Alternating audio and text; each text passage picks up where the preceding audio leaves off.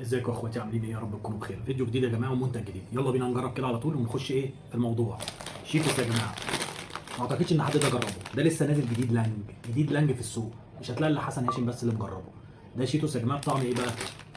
بيبروني وجبنه مطرقعه. ده ب 10 جنيه بقى. ده شكله عشان تبقوا عارفينه. لسه جاي جديد جديد والفتره محدوده. ب 10 جنيه بيبروني وجبنه مطرقعه. الشيتوس الكرانشي اللي هو بالجبنه، بس ده بقى بالبيبروني والجبنه المطرقعه. يلا بينا كده نجرب ونشوف الدنيا فيها ايه. ب 10 جنيه. بسم الله. ده شكله كده يا جماعه.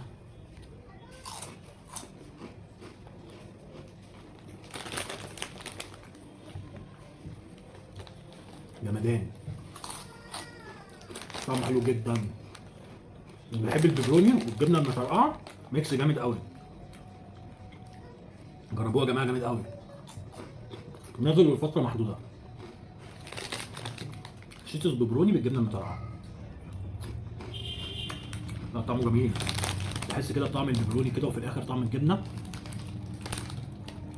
طعمه رهيب رهيب رهيب. وعلى فكره في اطعمه تانيه نازله منه. في طعم السبايسي والساور كريم، ده ما لقيتوش. عايز اشوفه ده عشان اجربه.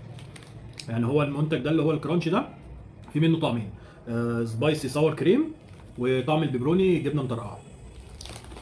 جامد قوي، جامد جامد جامد، مش قادر. لازم تجربوه. جمدان والله العظيم. مش هتلاقي حد مجربه غير حسن. احلى اخوات في الدنيا.